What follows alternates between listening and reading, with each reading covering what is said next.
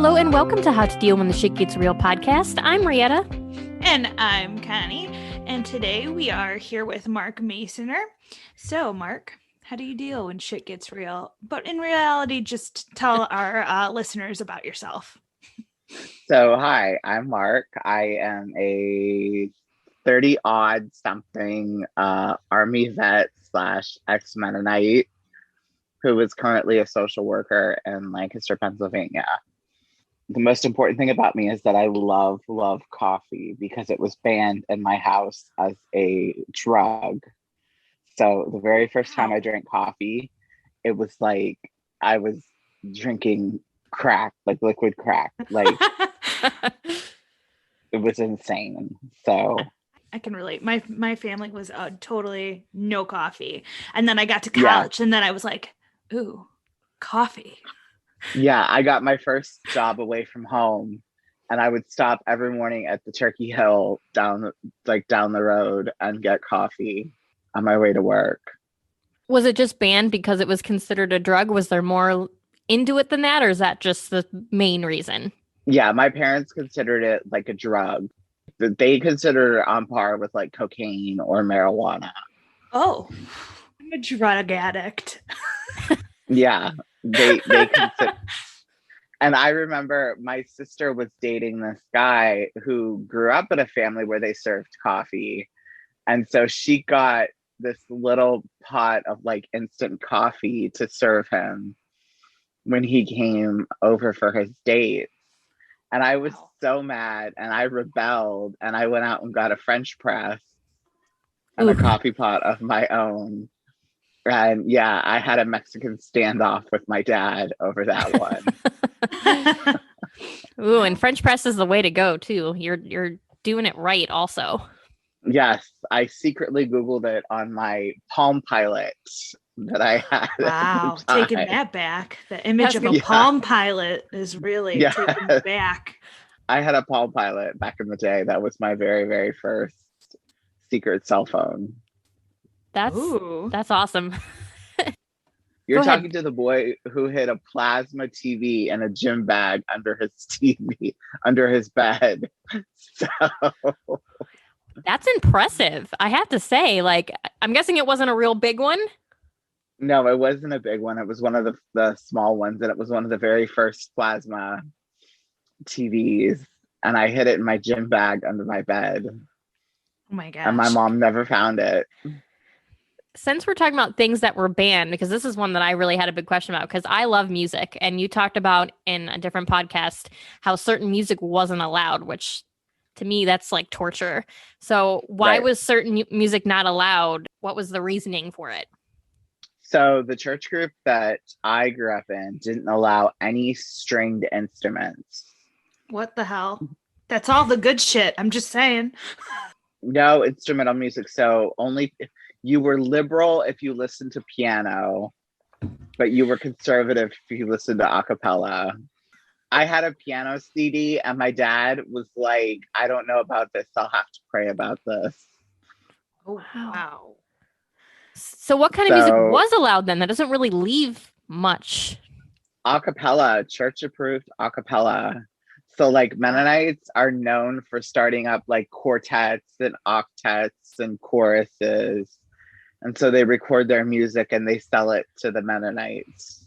Well, but technically, couldn't you have some like soulful drumming? Because that's not string. That would be very frowned upon. I figured, but I had to try. I love how you said soulful drumming too. It wasn't just drumming. I remember the first time I listened to Led Zeppelin. Oh, I thought I was gonna go to hell. I was like, and then Aerosmith, when he hit that high note, I was like, oh my God, I didn't know a man could sing that high. Did you get chills? I did. It was so now I am the biggest music buff. Country music, like the classics, literally anything can get me going. Well, at least it being banned didn't sour you from liking it later. If anything, it probably made you appreciate it more. It did. I'm the biggest. I took a music class in college just so I could learn and understand like how people create music. And what's funny is in my biological family, before I was taken away from them, I had learned how to play the piano. And so my very first foster family, we went to visit a worldly family on Sunday, and they had a piano. And I sat down at the piano to play a song. And I was playing a hymn. I was playing I Need Thee Every Hour. And the guy came up and slammed the piano cover on my fingers. Oof. And I was beaten when I got home. Oh my God. I've never touched a piano since. Well, yeah, sad. that's traumatizing. Yeah. That's sad in so many ways. And since you're So, talking about it, I know when I listened and read about your story, you said that your mom decided to send you to live with a Mennonite family.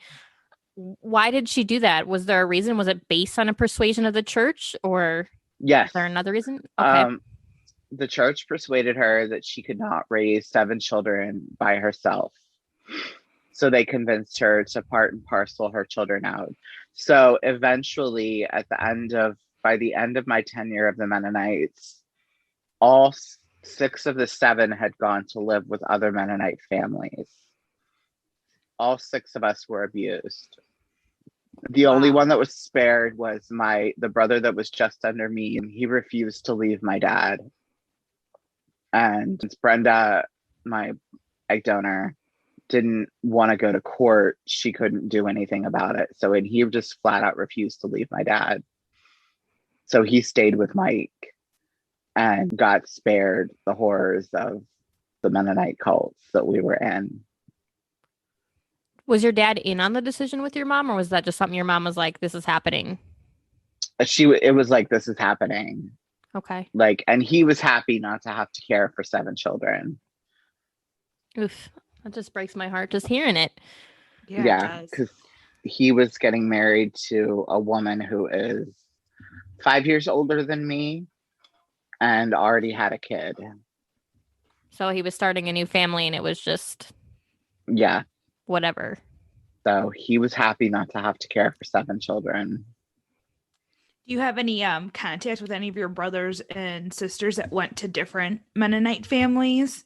I have contact with one sister. She has 2 kids now, and I have contact with her. And then I have contact with one of my sister-in-laws because I met her when we were in the army together. Oh, yeah. It's a small world. We both met in the army, and then she realized 2 weeks later that she was dating my biological brother. That's crazy. So yeah, but there's a lot of anger and there's a lot of hurt in the family.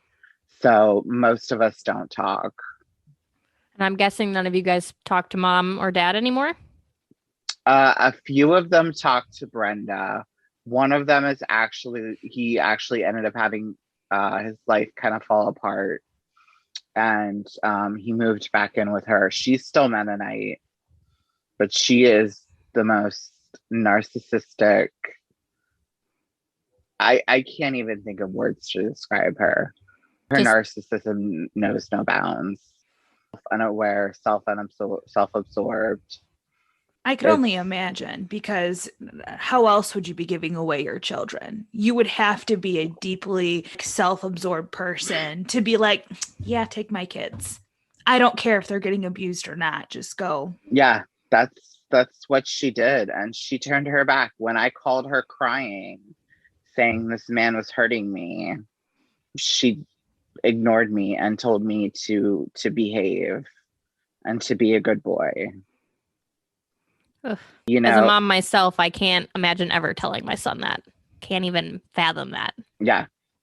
This is why I don't want kids. I just couldn't. And there's nothing wrong with that. Yeah, I never saw the love and affection that was needed to give to a child. And it's a lot of responsibility. And if you're not up to the responsibility of it, because you know what it's like to not have that caring mom, then, or mom and dad, you know what I mean? Then, yeah. Right. I did get lucky and get a good foster family that did care for me. But I was so angry and I was so jaded that I didn't respond well to their love.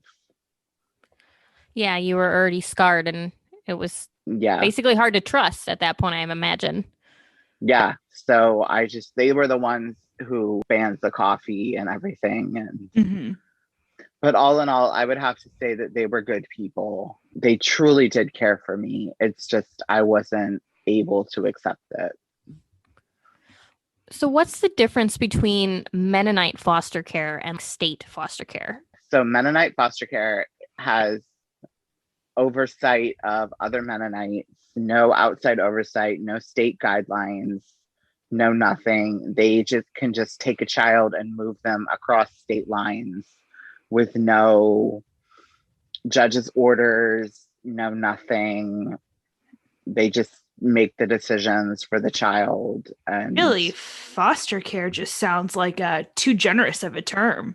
It sounds really yeah, more like it Mennonite human trafficking. Is it really what it really sounds like. it really is, because I know people that have been human trafficked, and I consider myself to have been human trafficked because I was 12 when I was sent from Washington State to Pennsylvania all by myself on the plane, and I was met by the Mennonites.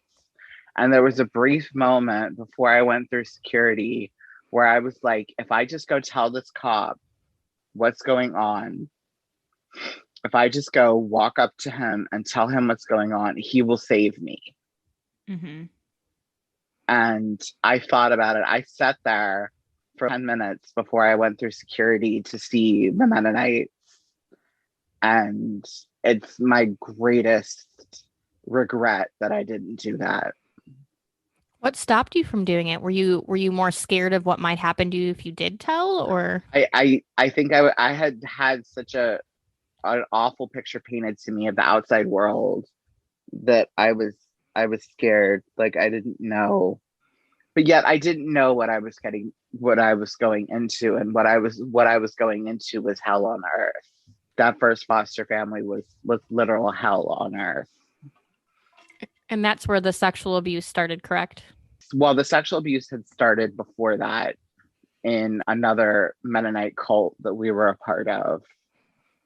So I was already sexually abused and then walking into more abuse. Ugh. So can you, to however deep or in detail you want to get into it about it, take us down that journey of what happened to you?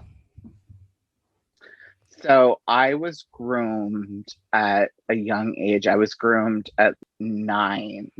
And, I thought this man, I didn't have a stable father figure in my life. And I thought he really cared for me and really liked me and wanted to be a part of my life. And then in reality, all he wanted me to do was get on my knees for him.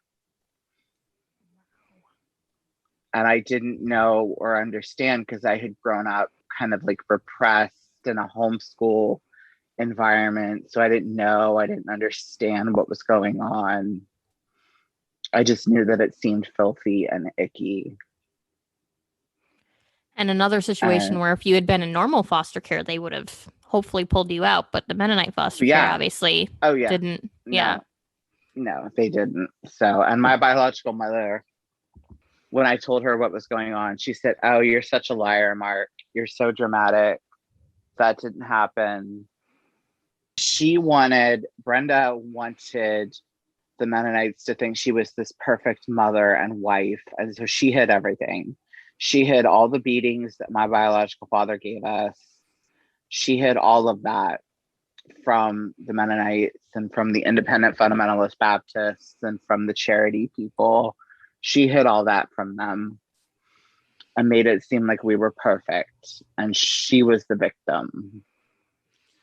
No, that's definitely a narcissist for you. 100%. Yeah. Well, I mean, isn't the whole Mennonite system like that? Because they were hiding abuse for all of your siblings were abused. You know what I mean? Yeah. Like, so basically, it sounds like a lot of families were just kind of hiding all of the abuse and pretending at being overly or pretending at being religious and good people.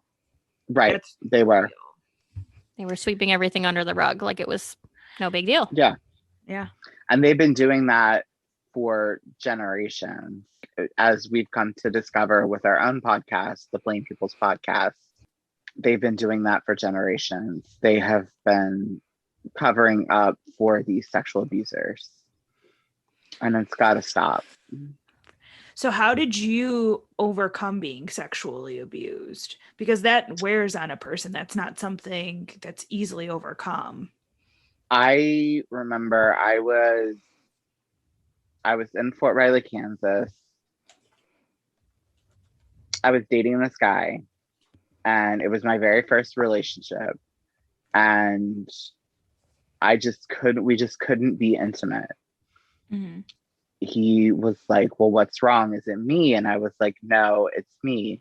And so he poured me a glass of wine and set me down. And he was like, just tell me what's going on. And I just kind of like lost it. And I told him everything. And he like looked at me and grabbed my hands and he said, you were sexually abused. Like you had pieces of you taken that never should have been taken from you. And so he really opened up my eyes to the fact that I had been abused. Because up until then, I was just denying it, like it didn't happen. Like I'd always been told to suppress my feelings, to not dwell on it.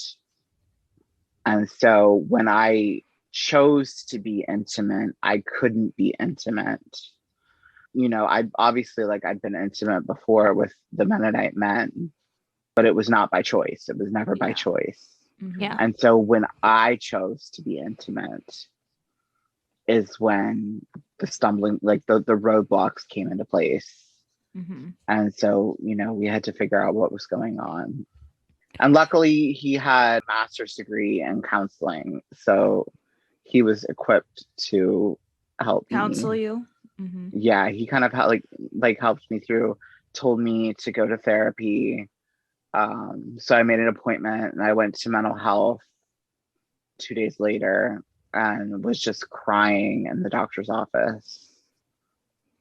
How wonderful, though, And that you had the right person to open up to start with. Like, at least it was the right I mean, of course, you wish that never happened to you and you never had to go through that. But at least when you finally did decide to talk about it, you had the right person to hold your hand. Right. I'm very thankful for him guiding me and being there for me at my most vulnerable. It was getting a card back. You got a little grace back after everything. Yes, I did. And it's taken years of therapy. Like I'm still in therapy. And I'm in therapy for other things like military related. And, I like to say I've been in therapy ever since 2010. Hey, there's nothing wrong with that. I go to therapy myself. Mm-hmm. I feel like everybody could benefit from therapy in a way, but obviously someone with your past, it's even more important. So I'm glad that you are finding ways to cope and feel better and know your worth. Knowing my worth was a huge part, like realizing that I am worthy, that I have a place at the table, that I'm worthy of an education, that I'm worthy of healing. I didn't realize that. I didn't think that I was. I thought that healing was for people who, I just thought it wasn't for me. I just thought I would never be healed or get any type of closure. And I did get closure. I actually civilly sued one of the men who abused me. That's for awesome. You. Good for you. Yeah. And got a settlement. The look on that man's face when the judge told him how much money he was going to have to pay me was priceless. He didn't care that he had abused me. He didn't care that what he had done. Yeah. Did it feel good? Being it did. getting, yeah. It did. I didn't want the money. I wanted the vindication. Yeah, to see his face, to see that face on what he was going to owe you. Yeah. That Yes. book is worth $1 million, right? I was just going to say, I'm sure you didn't do it for the money. You did it to do the right thing. Yeah, because I knew there was no way I would ever get justice in criminal court. Mm-hmm. And the abuse was never going to stop if you didn't do that. Right. Right. So how did you escape or get out of the Mennonite church? Wasn't living at my parents anymore. I was working out in another part of Pennsylvania, and I was living with this family, and the man was abusive towards me. And when I told him enough was enough, he told me that I had 3 days to leave and he was changing the locks. And so I moved myself into a motel. I still had my job. I didn't know where to go or what to do. I moved myself into a motel. And then a worldly friend suggested that I look in Craigslist for an apartment. And I found one. And what I didn't realize was that it was in a halfway house. So I lived in a halfway house. That had to be better than where you were. I mean, I would think. Yeah. Yeah. So I'm like, I joke when my clients tell me that they're coming from a halfway house or they hate living in a halfway house. I'm like, I get it. I lived in one. I was under church censure at the time. What's that mean? So I was held back from giving the holy kiss and from communion. Okay, got it. And so I decided that I was going to leave. And they were trying to find me another place to live. So I was going to go back and live with another Mennonite family. And I was like, the cycle's going to start all over again. Yeah, you're like, hell no. I thought, what can I do? And the thought, join the army came to mind. So I went to see the local army recruiter. As luck would have it, he was ex-Mennonite himself. Wow. Yeah. It's a Sergeant small world. Stauffer. Sergeant Stauffer. He guided me through the whole process. It's like you're getting these little signs that you were going the right direction. Right. Walked me hand by hand. So I will forever be thankful to him. How old were you at this time? I was 20. Yeah, I was 20. Okay, so you didn't get out until you were 20. Yeah, I was 20. And so I did all the necessary paperwork to do the army. I had everything that I needed. I had a ship date within, and that was back when, the army was recruiting heavily and we needed forces. I had a ship date within a week, and I went to the church on a Saturday morning and said, I'm withdrawing my membership. And then I told my parents that I was leaving, and I shipped out Tuesday morning. I bet that was liberating.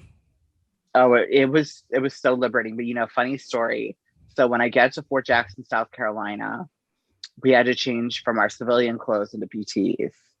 And I'm standing there in the changing room, and I'm like, drill sergeant, and he's like, what? And I'm like, I can't go out like this. And he's like, what the F do you mean, private? And I was like, I can't go out in shorts. And he's like, what do you mean? And I was like, there's women present, drill sergeant. And he's like, what is wrong with you? And I had these pasty white legs, and I was like, I can't go out in shorts. There's women present. And so we're having this argument, and the commander came over, and the commander and the XO came over, and they were like, what's going on? And the first sergeant, and they were like, what's going on? And I'm like about in tears at this point. And I was like, I can't show my bare legs to women. And they're like, what religion do you come from? And I said, Mennonite. And the commander is like, oh, Mennonite. He's like, I got it. So he actually, even though we all know that this is not what commanders do, he actually took me to the side and talked to me and made me comfortable enough to go out in shorts. Your legs were free for the first time ever. Yeah, I had never worn shorts in public. That is funny because you were in boot camp for the first time free in shorts, but you were in boot camp. It's kind of redundant. Yeah, in a lot of ways, the army was like the church. It had the Yeah. hierarchy, it had the rules, it had everything. So I was like completely comfortable with it. Makes sense.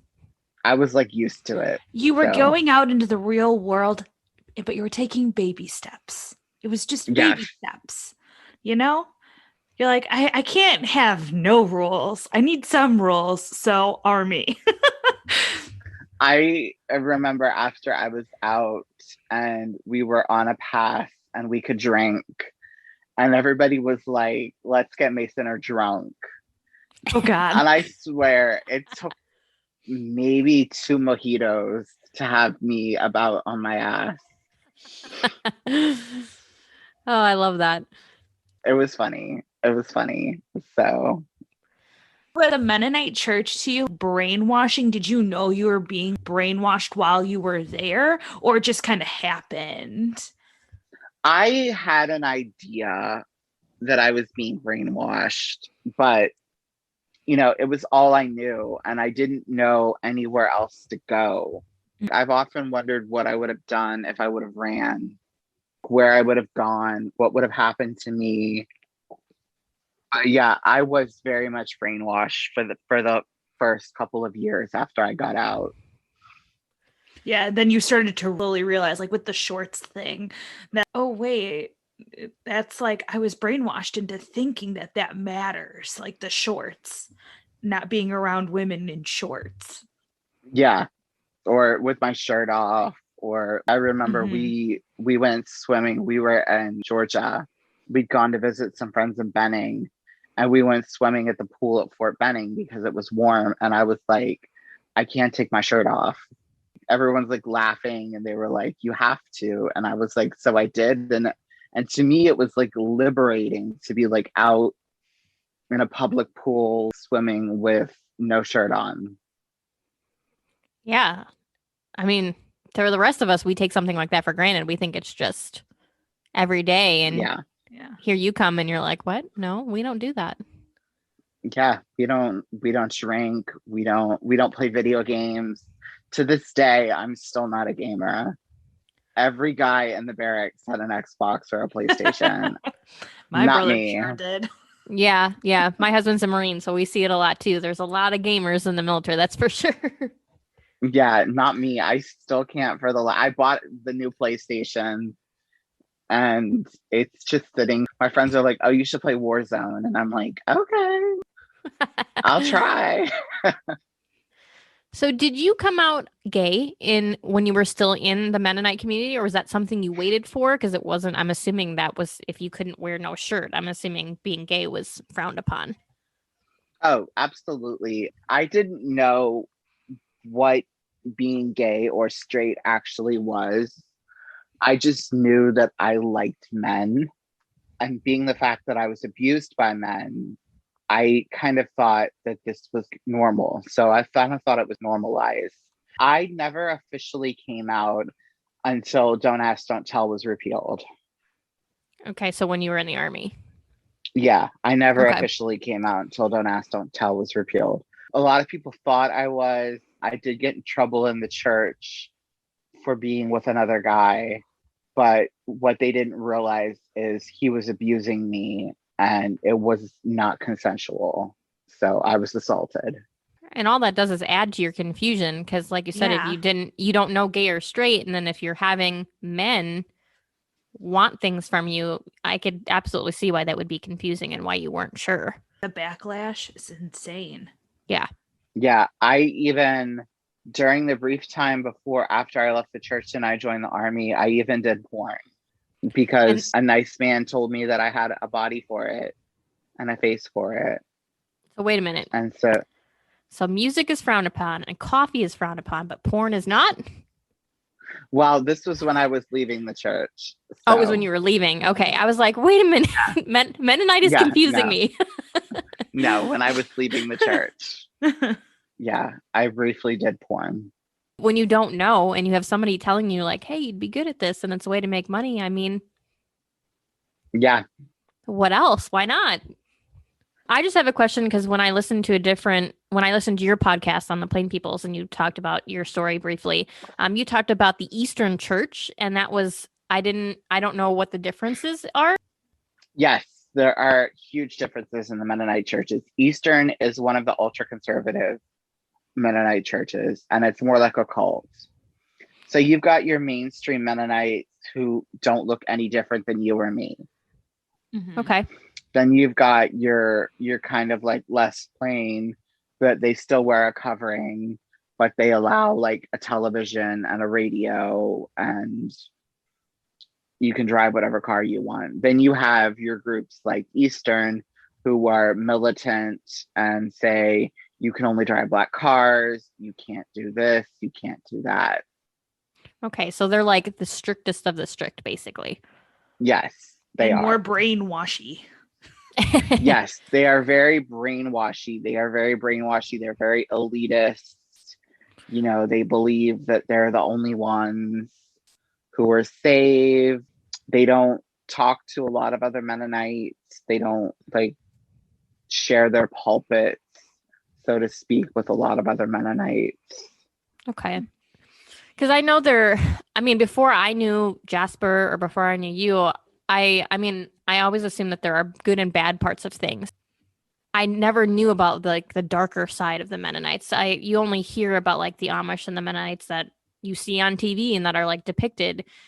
Is there really a good side to it, or is most of it on this darker side that you experienced since there was so much abuse in your family? For the lucky ones who get to grow up innocent and free, there is a good side to it. Because, you know, at the end of the day, there's nothing wrong with not exposing yourself to modern media or Yeah. Cardi B. You know, there's Yeah. nothing wrong with not exposing yourself to that. No, Like definitely not. I can get behind, you know, some of the rules that they have in place, you know, Except for that no coffee thing. Yeah, except for the no coffee thing. I'm drinking my coffee right now.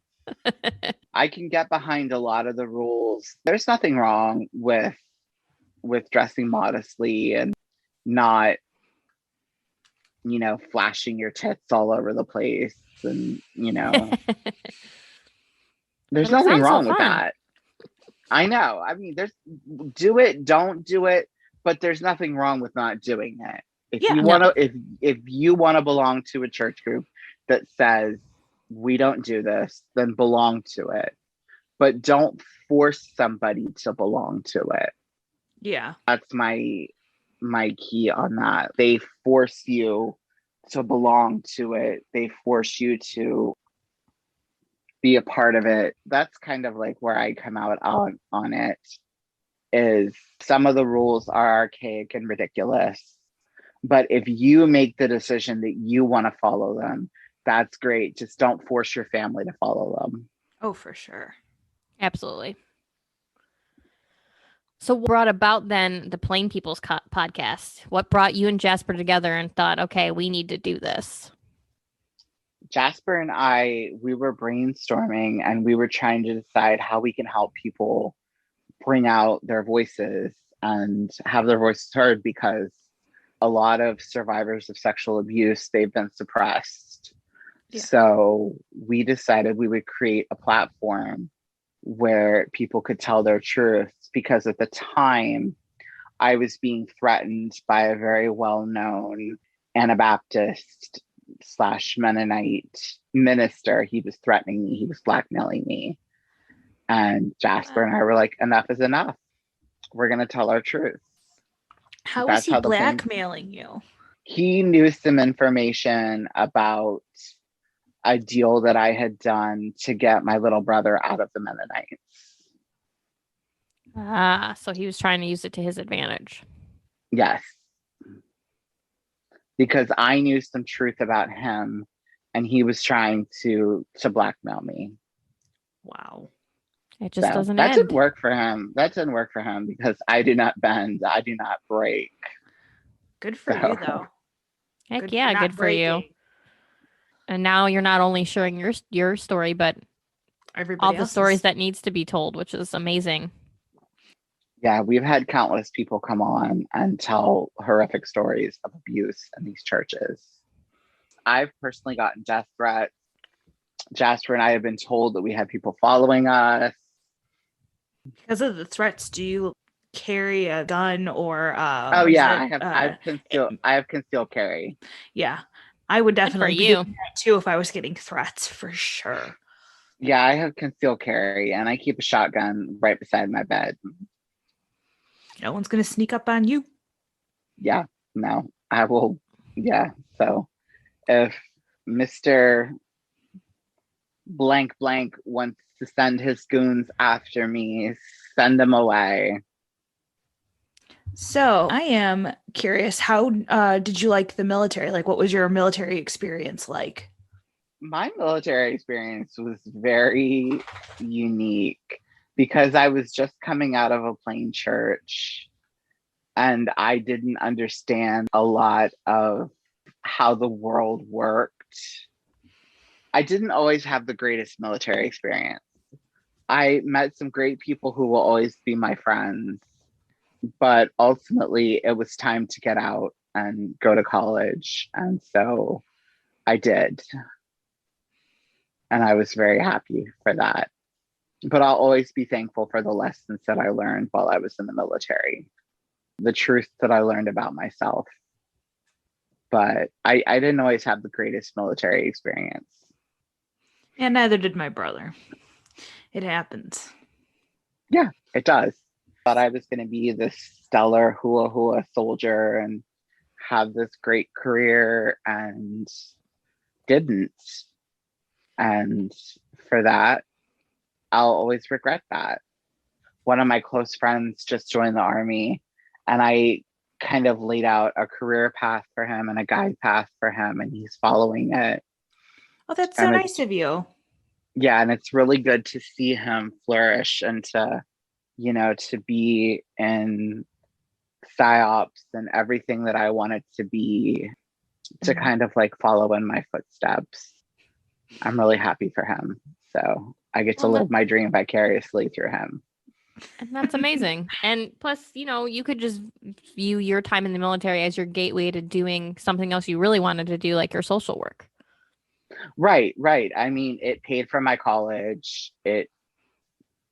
Yeah. So I really can't complain. How do you like being a social worker? I have a really good friend who's a social worker, and she always tells me she loves it, but it's very draining. It is very draining. I work in homelessness and poverty. So I work with a lot of people who are homeless and destitute. And so it does get to be a little draining, but it's very, very rewarding. How do you help people in situations like that? Do you like help them find a home? Like what's your goal? Yeah, my goal is to kind of like support, just to be there for them, to listen, to talk, to help them access services at the where I work, but more just to talk, to be a mediator, because I work down in the emergency shelter. So I'm with the people who aren't in the residential programs or anything. So I work with them. Yeah, it's hard sometimes because, I realized that I was one step away from them. Yeah. At one point in my life. It's got to be heartbreaking too to see people at their lowest. Yeah, it is. But if you can get them back on your feet, then that's even better. Yep. Yeah. So did you decide on being on social work because of your upbringing and what happened to you? Yes, I did. That was the direct influence.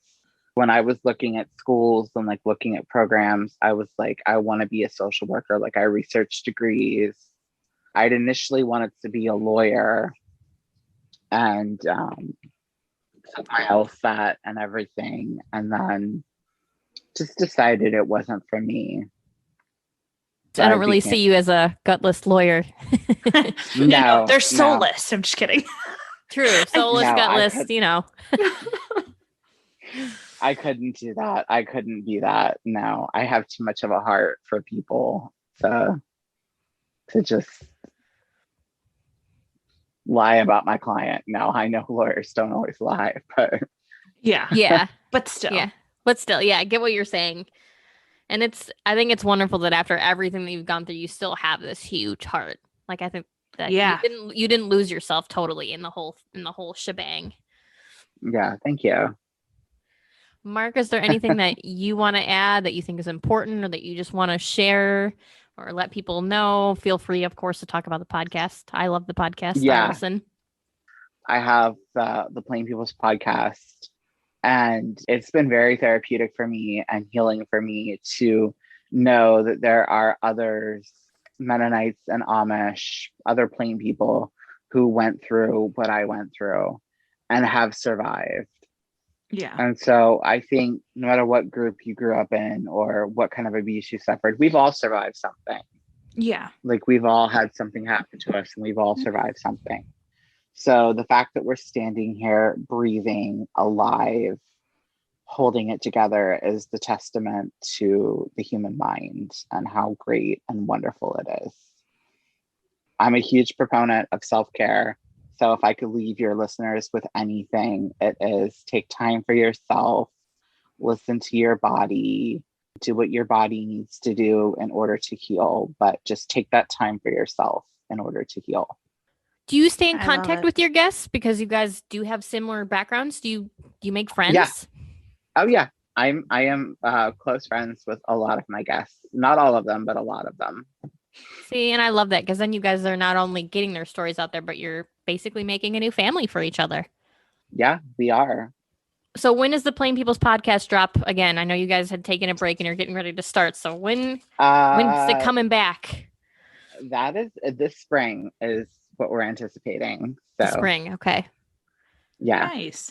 So make sure you guys listen this spring then. And if you haven't listened, you've got a whole bunch of episodes to listen to the Plain People's podcast, which is on all major platforms. Yes, Just like thank this you. one.